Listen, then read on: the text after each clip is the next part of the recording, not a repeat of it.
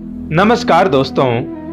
एक बार राजा भोज के दरबार में एक सवाल उठा कि ऐसा कौन सा कुआं है जिसमें गिरने के बाद आदमी बाहर नहीं निकल पाता। इस प्रश्न का उत्तर कोई नहीं दे पाया।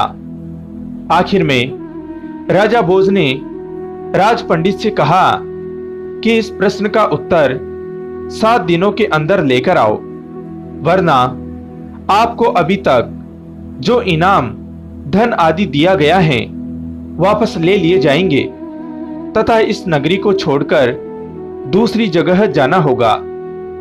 6 दिन बीत चुके थे। राज पंडित को जवाब नहीं मिला था। निराश होकर वह जंगल की तरफ गया।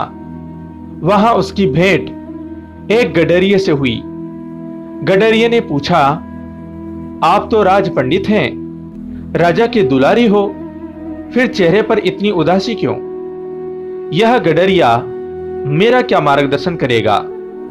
सोचकर पंडित ने कुछ नहीं कहा। इस पर गडरिये ने पुनः उदासी का कारण पूछते हुए कहा, पंडित जी, हम भी सत्संगी हैं, हो सकता है आपके प्रश्न का जवाब मेरे पास हो, अतः निसंकोच कहिए। राज पंडित ने प्रश्न बता दिया और कहा कि अगर कल तक प्रश्न का जवाब नहीं मिला तो राजा नगर से निकाल देगा। गडरिया बोला, मेरे पास पारस हैं, उससे खूब सोना बनाओ। एक भोज क्या, लाखों भोज तेरे पीछे घूमेंगे। बस पारस देने से पहले मेरी एक शर्त माननी होगी कि तुझे मेरा चेला बनना पड़ेगा। राज पंडित के अंदर पहले तो अहंकार जागा कि 2 कौड़ी के गडरिये का चेला बनूं, लेकिन स्वार्थ पूर्ति हेतु चेला बनने के लिए तैयार हो गया। गडरिया बोला, पहले बेड़ का दूध पियो, फिर चेले बनो।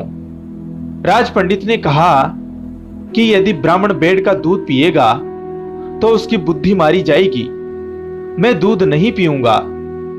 तो जाओ, मैं पारस नहीं दूंगा। गडरिया बोला। राज पंडित बोला, ठीक है, दूध पीने को तैयार हूं, आगे क्या करना है? गडरिया बोला, अब तो पहले मैं दूध को झूठा करूंगा, फिर तुम्हें पीना पड़ेगा। राज पंडित ने कहा, तू तो हद करता है, ब्राह्मण को झूठा पिलाएगा। तो जाओ। गडरिया बोला। राज पंडित बोला, मैं तैयार हूं झूठा दूध पीने को। गडरिया बोला, वह बात गई। अब तो सामने जो मरे हुए इंसान की खोपड़ी का कंकाल पड़ा है, उसमें मैं दूध दोहूंगा, उसको झूठा करूंगा, कुत्ते को चटवाऊंगा, फिर तुम्हें पिलाऊंगा, तब मिलेगा पारस, नहीं तो अपना रास्ता लीजिए। राज पंडित ने खूब विचार कर कहा, है तो बड़ा कठिन, लेकिन मैं तैयार हूं। गडरिया बोला, मिल गया जवाब। यही तो कुआं है लोभ का, तृष्णा का, जिसमें आदमी गिरता जाता है और फिर कभी नहीं निकलता।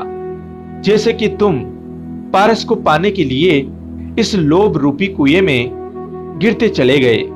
तो दोस्तों, लोभ और तृष्णा का कुआं ही वह कुआं है जिसमें गिरने के बाद आदमी आसानी से बाहर नहीं निकल पाता। इसलिए हमें लोभ कभी नहीं करना चाहिए। कहानी आपको कैसी लगी कमेंट करके जरूर बताएं। वीडियो को लाइक करें, चैनल को सब्सक्राइब कर घंटी को जरूर दबाएं। कहानी को अंत तक सुनने के लिए आपका धन्यवाद दोस्तों। फिर मिलूंगा एक नई कहानी के साथ। जय हिंद, जय भारत।